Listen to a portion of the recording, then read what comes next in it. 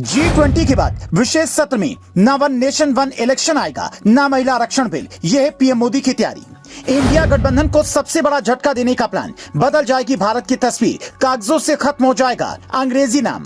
भारतीय संस्कृति और सनातन परंपरा बनेगी हिंदुस्तान की पहचान। भारत की धरती से मिटेगा विदेशियों का नामो निशान। भारत देश भारत ही था, भारत ही है और हमेशा भारत ही रहेगा। हम भारत के लोग अब इंडिया शब्द का त्याग आधिकारिक रूप से कर रहे हैं, क्योंकि इसमें अंग्रेजियत का अंश है। यह अमृत काल है, इसमें हर कलंक को धोने का काम होगा। आप सहमत है या नहीं? इससे लोगों को कोई फर्क नहीं पड़ता। भारत अब भारतीयता में रंगने की ओर अग्रसर हो चला है। इस भारतीयता की परंपरा अब पूरी दुनिया देखेगी। उसके बाद देश की संसद में आएगा विशेष सत्र, जिसमें क्या होगा किसी को पता नहीं, बस लोग पहेलियां बुझा रहे हैं। यही पीएम मोदी की खासियत है कि वो दूसरों को काम पर लगा देते हैं कि सोचते रहिए क्या होने वाला है। कुछ लोग कह रहे हैं कि one nation one election bill आएगा, कुछ लोग कह रहे हैं कि महिला आरक्षण बिल आएगा, कुछ लोग कह रहे हैं कि विदेशी पॉलिसी में कुछ बदलाव होगा।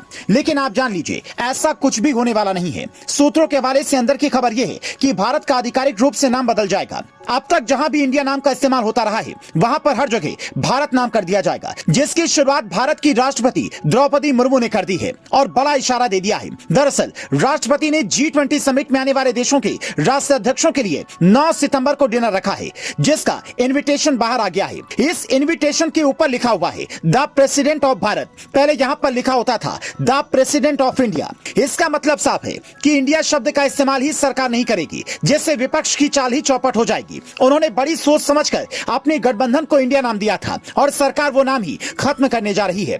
वैसे भी ये नाम अंग्रेजों ने अपनी सुविधा के हिसाब से हमारे देश को दिया था, जिसे ढोने का कोई मतलब नहीं। यही मोदी सरकार का भी मानना है। हालांकि कई सांसद भी नाम बदलने की मांग कर चुके हैं। बीजेपी राज्यसभा सांसद हरनाथ सिंह यादव ने भारत के संविधान से इंडिया शब्द को हटाने की मांग की। उन्होंने कहा कि इंडिया शब्द गुलामी का पर्याय है और संविधान संशोधन से इसको हटा देना चाहिए। हरनाथ सिंह जैसी ही बात नरेश बंसल ने भी की है। इन सांसदों का मानना है कि किसी देश के दो नाम हो सकते हैं क्या? इन सांसदों का यह भी मानना है कि इंडिया गुलामी का प्रतीक है, जबकि भारत हमारी विरासत की पहचान है।